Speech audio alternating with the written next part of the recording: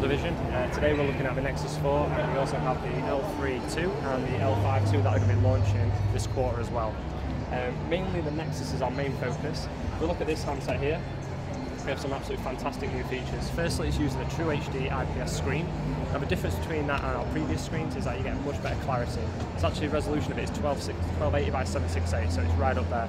We work very closely with our partners from LG Display and LG Chemical as well to produce a lot of parts for our handsets, so that obviously we're keeping everything in-house and each thing's tailor-made rather than constantly outsourcing. One amazing feature on here is called Photosphere. Photosphere allows us to basically do a full 360 photo all the way around us, above and below on the camera. It was the first handset that was really able to do this due to the Jelly Bean update. So if I go onto the camera here,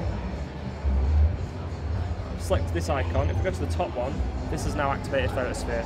If we make it larger, if I go over here, when we line it up for 3 seconds in here, what we can then do is go all the way around, any way above and below.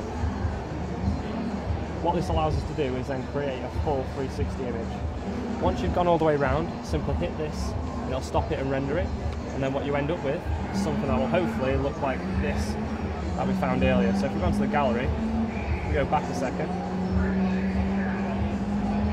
Now these one that were previously done by someone who actually works for Google. If we go onto this here, hit this button,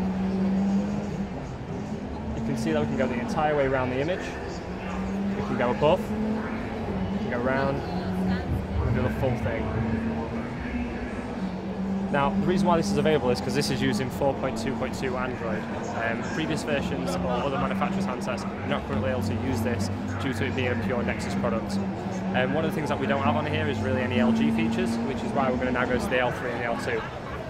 So the L3 and the L2 are sort of entry-level and mid-tier products. The L3 and the L5 are very, very similar in terms of software. It's only the mainly hardware that's different. So screen size, battery, camera, things like that, they're obviously all different, but the software itself is very, very similar. One thing we're pushing that we've created this year is something called Safety Care. Now Safety Care allows the user to actually use certain functions on the handset, such as emergency call notification. What that allows is, if you gave the handset to, say for instance, a child and they made a 999 call, that handset would be notified, or you'd be able to notify it anyway. You can also do things like GPS tracking, so you can track the handsets wherever they are. That function can obviously be turned off if necessary, but that's the whole idea behind it. In terms of the actual phones again, we've used LG Display and LG Chemical to make our sister parts. And the main thing about the L5 is that we're pushing NFC as well. So if you look over the side, we have LG Pocket Photo. What we're able to do is take photos and actually print them directly through NFC straight away as well. That's something that we can do with any NFC enabled device.